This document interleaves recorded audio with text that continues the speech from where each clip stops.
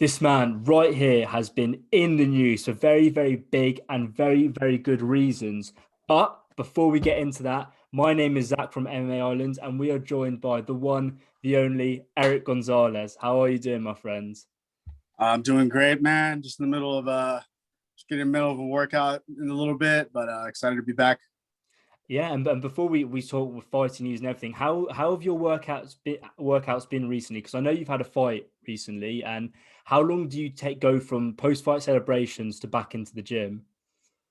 Well, actually, I got back into the gym the following Monday after the week I fought because I didn't take any damage, so I was able to just Mm. get back into it. So I've been doing a lot of more strength training lately, and just trying to get more strength up because I want to get myself into the big show, and that's I'm gonna have to up some muscle just like these other guys that are, these 55s are huge, and I'm getting there my way into there, and I'm excited. So just working on that strength for now. Is that a normal process for you, or are you doing something differently this time to get into the bigger leagues, like you said? Uh, no, this is a new process of just getting more strength and conditioning in. I think I've always had the cardio and I've always had the endurance for every fight. I think that I kind of lacked some muscle, and so I just decided to put it in and make it, become more of a beast. So, with putting on all that weight, the extra muscle, all the strength, does that mean more eating for you? Uh, no, I would say it's just more protein in me. More, more protein is probably be the best way to say it. But I haven't really upped my eating habits is crazy. I still stop eating after 8 o'clock because I don't want to be too heavy, and then I want to get more of like the strength as opposed to just mass. You know what I mean? I don't want the mass. I just want the strength. What do you do to ensure, as you put on all this strength, that you don't lose your endurance? I'm doing more sprints. As far I usually do more long distance, 7 miles and 10 miles, but I started adding more treadmill sprint work to really get the heart rate going, and then also including things in between the treadmill work. So I'll burst it out for about a minute, 2 minutes of just nonstop sprinting, and then jump off, do some other light work as far as jump squats, push ups, stuff like that. And I recently said, sorry, that you've been in the news and you have for a huge reason, big name attached to you that you're pushing for this fight. Cowboy Cerrone, this would be an incredible fight. And they say work so hard that your idols become your rivals. I mean, what do you make of this? And could this happen? Uh, definitely going to pitch for it. There's no guarantee in this game, but if I figure if I throw my name out there and be the first one to do it, considering that I'm an up and coming fighter, Hmm. I think that if if he fights an up and coming fighter, it could go either way, man. He could go in there and finish me, or I could go in there and finish him. I mean, it's a fight regardless. And I think that to be able to fight an idol and a legend himself is a great way to put my name out there. And even though it's not a big name for him, I think that, like I said, man, I could go in there and just get knocked out too. It's a fair game, and it could be a good exit for him. Who knows? Anything can happen in the game, man. He's a legend, and he's an elite striker and a grappler. And I won't take the fight lightly at all. And but I have a huge respect for Donald Cerrone, and I think that if we can make this happen, he won't regret the choice, and I'll put up a fight and I'll stand and bang with him. As farewell to the UFC and to his career of MMA. But I think it'd be a great fight, and I think that the to be able to fight an idol would be for sure one of the greatest things of my career, especially to be introduced into the UFC and people can see who I am and what I'm about. And I saw you calling him out even when Diego Sanchez dropped out. So is this something that's been planned for a while, or is this just more of a spur of the moment? I want this fight to happen. It happened as a spur in the moment because I knew he dropped an opponent, and I've been in fight weight already, and 170 isn't really a huge cut for me. So like, if anything, he would have had, you know what I mean, to get a fight at 170 with him, who she happened to have a fight fall out, and it was spur of the moment kind of thing.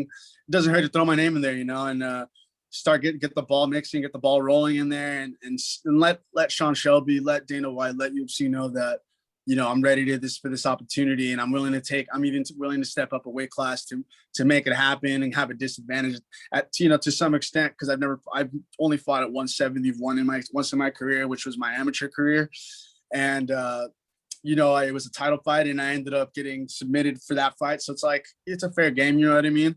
But I do want to make it happen. Now that I threw my name out there and I can make some noise and I have the following, and I know people are going to support this fight.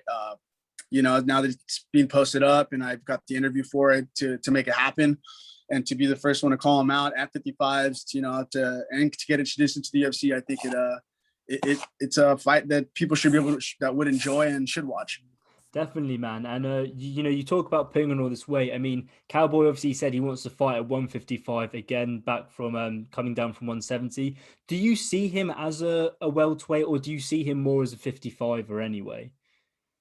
I've always seen him more of a 55er. I think he's had his best performances at 55. And I truly, I 100% think he's 55er, man. I think he's the best when he's at 55 because he's so tall. He's a big guy, man. So it's like, and he's insanely athletic and overall.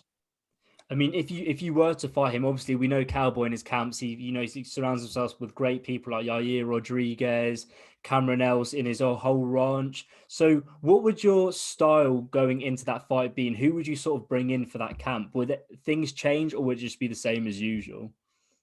I mean, I would definitely have people come in. I have one of my close buddies, Chris Siagnos, who's also in the UFC, fights this weekend in the preliminaries.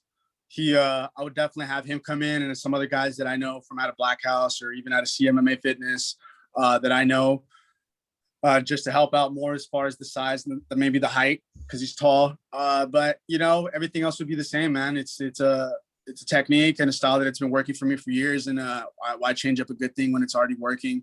I'm sure my coaches, Ian Harris is a whiz, and he's the brain of all my techniques. So it's like he would for sure cook something up that would work with my style and would make it happen.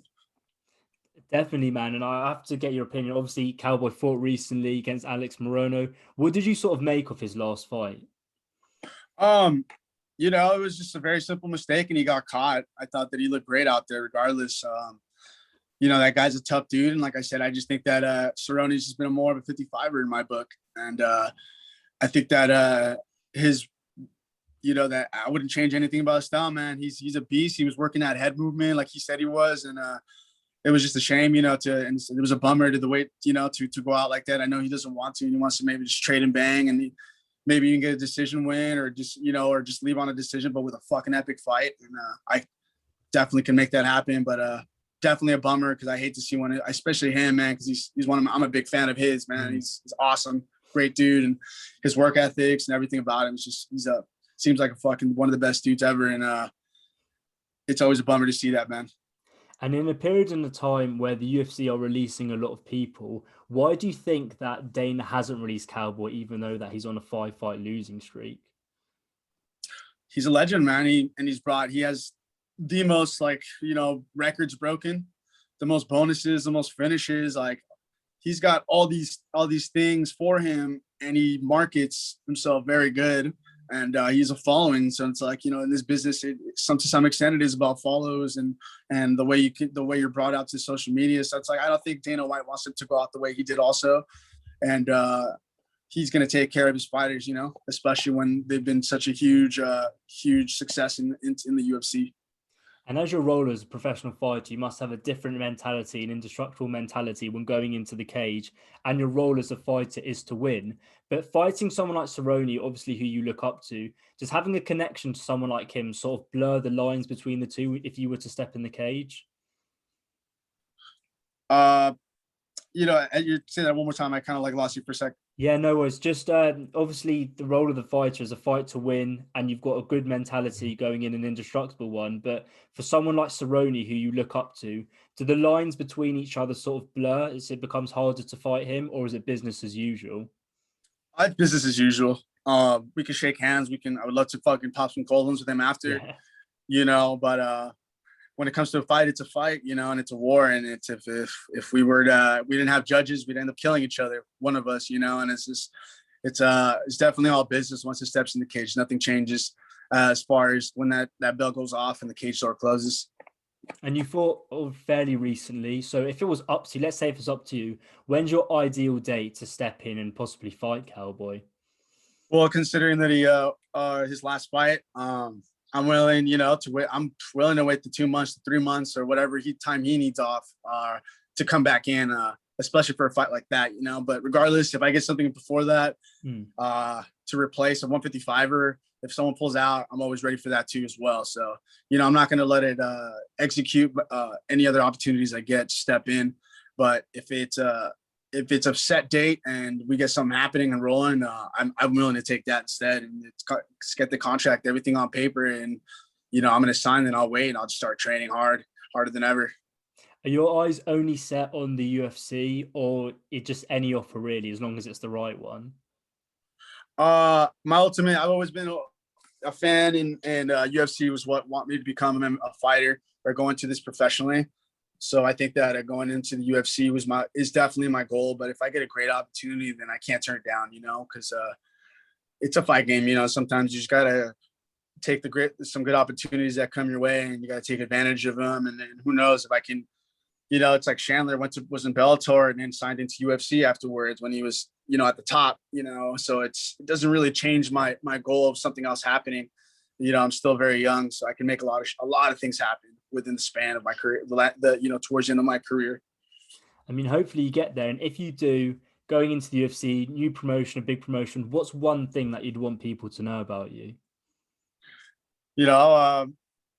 I love to stand and bang, man. If you watch my fights, I love a good war. Yeah. I'm not boring. I've always been main events of all my fights. I'm a unique fighter. I got a unique name. And, I think that once people see me and, the type of fighter I am, I've always been an exciting fighter, man. I like to have fun and I like to smile. I don't like to just be super boring or super, just not super one dimensional. I'm everywhere, man. I like to mess in every single aspect of the game. It's MMA, and, people will be very shocked to see my improvements in my fight games, especially when I enter the big show like UFC itself.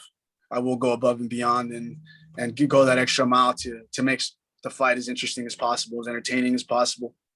I love to hear it, man. And if you want to shout anything out, then the floor is yours. Yeah, man. Huge shout out to my management team. Huge shout out to Farah over at MMA Junkie, and there's some other fighters, Gabriel, some other interviewers, Gabriel, and all my fans out in IG and then on Twitter, because everybody's been making noise and making it happen for me. So I appreciate every single one of you. And of course, thank you, man. Shout out to you for taking time out of your day. Bro.